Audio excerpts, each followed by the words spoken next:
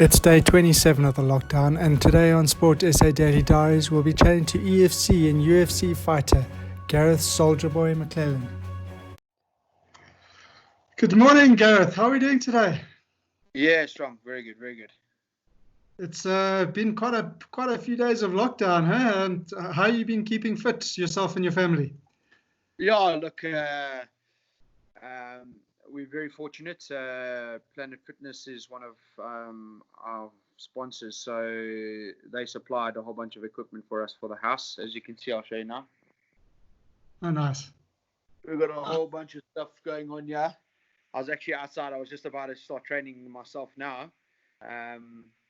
So yeah, I mean, look, the nice thing is I've been through many phases of training. I've done different types and different styles of workouts, and with that I can just create a basis of work that I need to do every day. So I put a little bit of gym. I got a little bit of weighted stuff, so gym orientated, a little bit of conditioning, and then a little bit of alternative strength work and stuff like that. And yeah, actually been very good for myself. I must say I've been a lot more focused in my workouts now than I've been for a while. I kind of was just getting through them and doing them. Yeah. And now I'm enjoying them a lot more and actually investing a little bit more than what I was before. That seems to be a bit of a common theme at the moment. If you look on social media, everybody is going fitness mad, which is kind of a good thing, I suppose. Maybe it's our bodies actually needed some time out to do some focus work. Look, I think the situation is nothing's normal at the moment. Everything's very different, and under very strenuous and I would say hectic situations, and like we are, you find out a lot about people and what they're willing to do and how much they're willing to invest. I think we're in a space where you can't be lazy. You need to invest in your body. You need to invest in your body because it helps your mind, and you need your mind during this period because some situations are very different to others. For people, some people have houses with big gardens, some people have houses with little gardens, some people have flats. So the environment is very different. I was actually having a conversation with a friend of mine, and he was just saying it's funny how no matter where you are in the chain, you still want something more. You wish you had something else, you know? Exactly, yeah. So like I was saying to him, I really wish I had mats. It's one of the things I don't have at home. So if I had mats, I could be teaching martial arts to my kids and my wife and that, and we could be investing in that area as well, but we don't. So yeah, it was quite amusing that theory came up. Talking about martial arts, Gary, you started karate at the age of 9. That's a young age to start, huh? Yeah, man, I was going through from very young age. I was one of those kids that didn't really like the bullies. You know, I didn't like the guys that bullied other people, and I didn't really accept it when it happened at school, and I got myself into a lot of trouble because I was always jumping to help those kids that couldn't. And then my parents sent me kind of more for a discipline thing in the beginning to get some discipline and maybe good structure, and it will help. And so yeah, that in the beginning it initially was just to kind of set me straight. But I just think it's something that's been part of my life from so young. It's I don't see myself without it. I can't. I mean, it's embedded in me. Yeah. And at the same time as starting karate, you also started to play rugby at that young age. And you got to such a level that you were actually offered a contract by the Sharks. What made you choose the direction you have? So there was a direction of rugby was what I wanted to be. I suppose like every rugby playing boy in South Africa, I wanted to play for the Springboks. And you know, surprisingly, if I had invested the time and effort I did into martial arts later in my MMA career into rugby, I think rugby would have been a success for me. I was one of those kids that played every sport at school. I played first team level, A-team level through my whole school career for literally everything. I loved sports. I was sport mad. My dream was to be a professional athlete, and that was what was going to happen. Funny enough, I was actually a much better cricket player than I was a rugby player, and had great success with cricket. And my parents begged me to get involved and go the cricket route, but I was hearing none of it. I wanted to play rugby, and that was it. Rugby I played for a long time period. I got injured, so I was out for a while, for 2 or 3 years. When I came back and started playing at like 24, 25, I started to have really good success. I played Hillcrest first side, second division. Then I went to play first division, and I played with for Jaguars, Harlequins in the Bluff, and then I moved to play for Crusaders in Durban North, and kind of progressed from there. And it was just kind of a steady rise. And then there was interest in me because I was quite a physical guy. They wanted to change me from playing 8-man into hooker, and I went through a process at the Sharks Academy and that with line-out training and scrumming. And so there was this real excitement that I was possibly going to go on to the next level and play for the Sharks and something like that. And I think the more that the time went, the more that I realized it was just not something that was going to go on. In between this period of me being at the Sharks and doing that training, I was sent off to Jason Foster, who's a well-known MMA guy in Durban, and I went for him for some training and to get myself fitter and stronger and better cardio and conditioning. And he was like, "Hey, listen, you're really good at this. You should give it a try. You should fight." And I was like, "Nah, I'm not sure. I want to play rugby." And like I said, the more the time I spent in that environment of rugby, I realized that it was something that wasn't going to happen. And my dad started putting pressure on me and saying I had to come down, I had to stop chasing the rugby dream and come to the family business and work, and all that pressure started coming. They were in Joburg at the time, and I was in Durban, and he was putting a lot of pressure on me. And I thought to myself, well, I'm going to give this MMA a crack and just see what happens. Buy some time, and then we'll take it from there. And then, I jumped in. I think I remember having my first MMA fight. It was quite. It was an amateur MMA fight, and I fought at heavyweight. I remember the guy that I fought, Sean. So we climbed into each other, and at the end of it, we were both absolutely destroyed. And I just remembered to myself, that was unbelievable. It was the most amazing experience. There was so much fear. There was so much anxiety. There was excitement. There was adrenaline. And it was just this mixed cocktail of the most unbelievable emotions. And I'd never felt so alive in my whole entire life. I was hooked. I was like, that's it. Let's go. I'm ready. And you soon became a 2 times EFC champ. I mean, that's quite something. Having essentially started the sport quite late. I mean, obviously you've been playing karate for a long time, or doing karate for a long time, but your focus had been rugby. You proceeded pretty quickly up the ranks in the EFC world. So it's quite interesting because I came from the school of MMA fighters before EFC was around. There were some small promotions. There was a promotion called Fight Force in Durban, which was really was a really good event. It did very well in the KZN circuit, and it built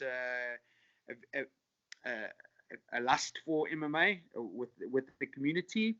There was some events in Joburg, but very small, not nothing like you see now in the world today. And there wasn't really much money. I think for my first professional fight, I got paid $750, and most of it went to paying for my stitches that I needed to get in my mouth. And The rest was for the beers afterwards. And it was kind of like this group of weekend warriors, oaks who worked full-time jobs but have done martial arts their whole life and were just competitive. That's what it was. And the scene started to grow. There were some guys that were heading that up and pushing the scene. Martin van Saden, who's still around, still competing. He was the first original sort of bad boy of MMA, and like the guy. And there was Donovan Hawkey, and before that there was. I mean, MMA has been in our country a lot longer than people know. Probably 15 years longer than what people know. But it was very much a tent or a hall or a little underground parking lot where these events were put on. And you maybe sometimes could get 100 people at an event, and that was a big event. You know, I fought a bit in Durban, and then I left and moved to Joburg. And funny enough, the gym that I joined housed the Howarth brothers, and they own EFC, and Graham Cartmore, who's the matchmaker, and they kind of came up with this thought pattern of what, having watched the UFC, why couldn't we do that in South Africa? We had the same ability. They put together, they had experience in production, so they put together this whole thing, and they kind of were like, okay, we're good to go. And I was in Joburg 6 months training before the first EFC. We jumped onto EFC, and I think there was so much excitement around it because they built up the excitement really well.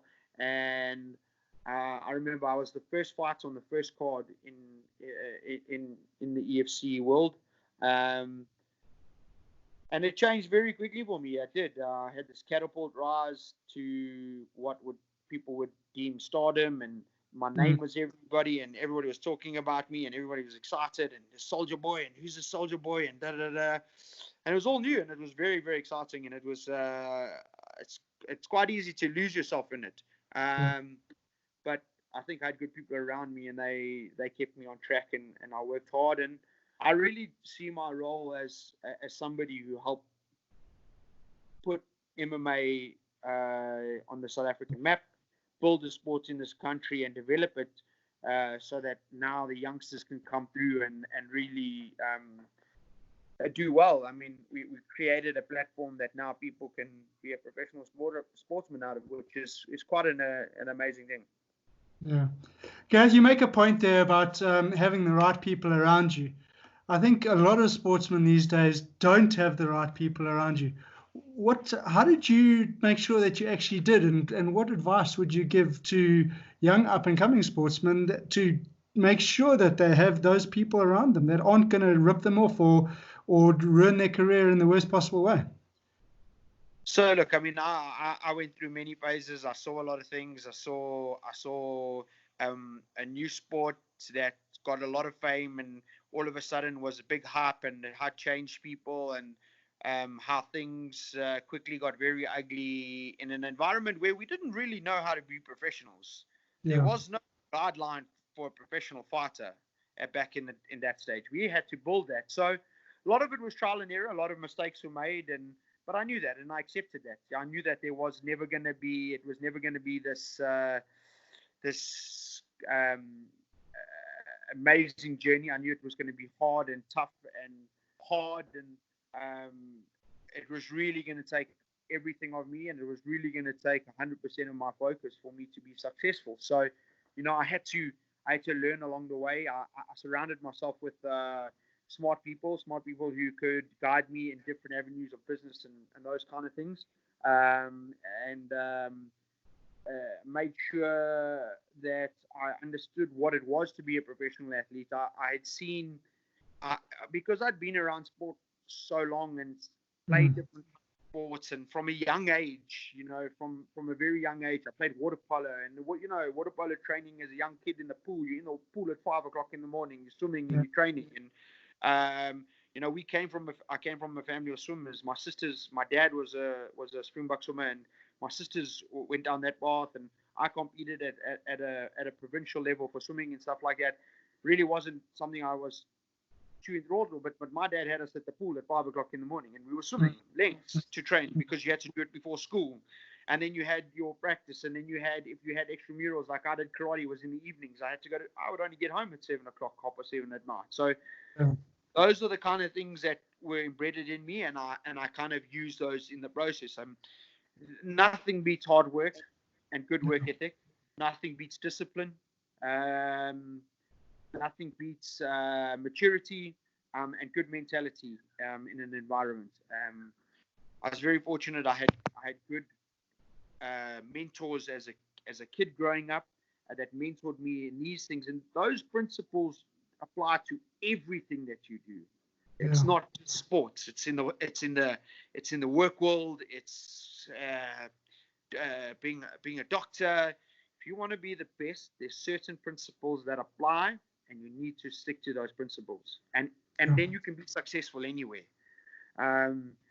It's also the good mentality of not buying into what people around you say, because if I and this goes for the good and the bad, because the good is great, and it will guide you and it will encourage you, but it also can make you arrogant and sloppy. The bad is also always good in a way that it can pick you up and it can carry you, but it also can destroy you mentally. So it was about knowing what was good for myself. I think that's you. The only person that knows themselves is you. You know, everybody else, you can tell you what they think and what's best for you, and you must do this. No, you know what's best for you. Decide. If you make a decision, back your decision and go for it. You can't be half in, half out. That's that no man's land in every aspect of life is dangerous. In our world, if you get caught while fighting in no man's land and being undecisive, that's how you get hurt. You know, that's just how you get hurt in training. It's the same in any sport. It's the same in any business decision, in any environment that you're in. If you're half in and you are not sure about your decision, you're going to more than likely bump your head somewhere on the way. Got to trust in yourself, and then learn. Don't be afraid to take the criticism. Don't be afraid to take the advice. But again, know what's good for you and what's not good for you. Don't hang on to everything. You know, you've got to be able to sift through the nonsense and throw it away. Totally. And Garreth, tell us about Soldier Boy. Where did that originate from? Soldier Boy, I have an incredible respect for the military and things that get done in the military, and how they operate, and the dedication and the no questions asked, and in the fact that if you make mistakes, you get dead. So I really, there's a lot of areas that those principles apply to me, and I have a great passion for the military, and I kind of wanted to. It was at a stage when the WWE was massive, and all the names and the show names were out, and so the guys in MMA were giving themselves names, and they were putting it as part of their name to kind of bolster themselves. And I was with a group of friends, my first original team that we trained with, and they were guys were giving each other names, and they were, what about this name? What about that name? And I was kind of like, I want to make sure I've got something to do with the military in it, and da-da-da. And then they were like, Soldier Boy, Soldier Girl kind of thing. And then the Soldier Boy name just stuck, and it kind of spoke to me in a way in that the soldier is how I needed to see myself when I fought, and what the things that I needed to do. And then the boy part is, I'm the biggest joker you'll come across. I'm always want to have a good time. I'm always laughing. I'm always playing with the other guys and kind of getting in the fire there and kind of stoke up my teammates and that kind of thing. And it really resonated. And then I never expected it to be anything.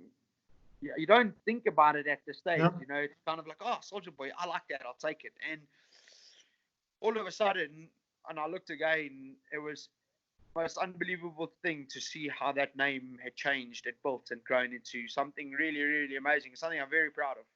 Yeah, it's a brand itself, really. Then you had a stint in the UFC. Was that the toughest part of your career? And is there anyone in particular that was your toughest opponent, or had your toughest opponent been during your EFC time? No, look, like I say, a lot of people ask me, there's been a lot of fighters that have been tough for different reasons. And I can't say, oh, that guy was the toughest guy. Sure, in terms of physically tough, a guy like Jacques Chabert, I mean, just a monster. He was just, I couldn't believe that somebody could just take a beating like that and not give up and still be in there. And there was a guy that fought in Poland, super tough. Just it just made life difficult. They're the hardest guys to fight. The guys that are just messy and hard and tough and UFC was a tough journey in that it was the larger scale, and it was kind of the beginning of, well, we don't really know what we're getting ourselves into. We don't know how to handle it, and I think there are a lot of cracks were exposed in terms of how things were done, and I think it would have been different if I'd gone there with the blueprints and we knew been there and we had twin fighters in the UFC and we'd had coaches that thing. It would have been different for me, but that wasn't my journey. That wasn't for me to have. I showed the world what South African fighters are about in terms of that we're tough. We won't give up. We're not afraid. We have great qualities. And I think if I'd maybe been 5 years younger, it would have been a different story. Not in saying that my journey wasn't amazing, because it was. It was truly a humbling experience for me, because when I started my journey, there was no chance of any of us going to the UFC. That was not even in the conversation. Yeah. You know, I remember one of my best friends, and we still talk about it to this day, we laugh. We were sitting at home, and it was back in the day when I was being lazy and not really doing anything. And we were playing PlayStation. We were playing the first UFC on PlayStation. And I was like, oh, I can fight these guys. And sure enough, it happened. And it just shows at the end of the day, no matter what you put your mind to, no matter what you think about yourself, and no matter what you want to achieve, and no matter who's telling you no, and no matter who's trying to stop you or pull you down, you can get there. If you're willing to fight for it and you're willing to give everything that you have for it, you can 100% be whatever you want to be. Speaking of that, Gareth, if you had to give advice to a youngster that was looking at getting into the sport, but maybe a bit scared, because it's a tough sport. There's no, airs or graces about it. It's tough getting into a ring and punching and kicking and all this kind of stuff. What advice would you give to a youngster that has that interest, but has that touch of fear that's kind of holding him back? So for me, I feel that in this situation, that there's everybody. If you think fighting is magnificent, you're wrong. It's probably one of the hardest, loneliest journeys you'll ever have to take. You spend thousands of hours for 15 minutes of glory, because that's what our glory is, to get in the ring and compete against somebody. You're gonna go through tremendous amount of pain, emotion, physically, mentally. You're gonna push yourself to a space you never knew existed. It's a very difficult sport financially. If you want to be, there's maybe 2 or 3% of the world that are become super rich. Yeah. Most fighters live a world of hand to mouth, but you can make an amazing career in it. I believe I had an amazing career. I set myself up for the future, and I'm in a very good space from it. You got to be willing to go. You got to be willing to give everything. If you want to be the best, if you want to be a champion, if you want to be great, you got to be willing to go to places that you never knew were possible. You've got to be willing to give everything. You've got to be willing to sacrifice everything. You've got to be willing to be alone. on a very, very hard journey, because the only other person that knows what you're feeling is the guy that's coming in there with you. Yeah. No fight journey is the same. No fight is the same mentally. No fight is the same emotionally or physically. It's always different. And the only other person that understands what you are going through at that particular time, in that moment, is the guy that's standing across from you. Fighters, I don't believe are given enough respect for what they go through and for what they do.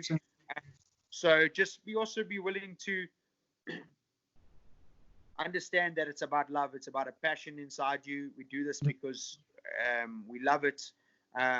It's not a get rich scheme. It's not going to be, I'm going to be a superstar, because to be a superstar, you have to give everything that you possibly can to reach a level that can give you that attention.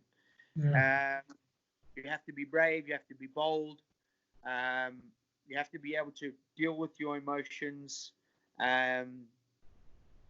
But if you believe in yourself and you believe that you can do it, you can do it.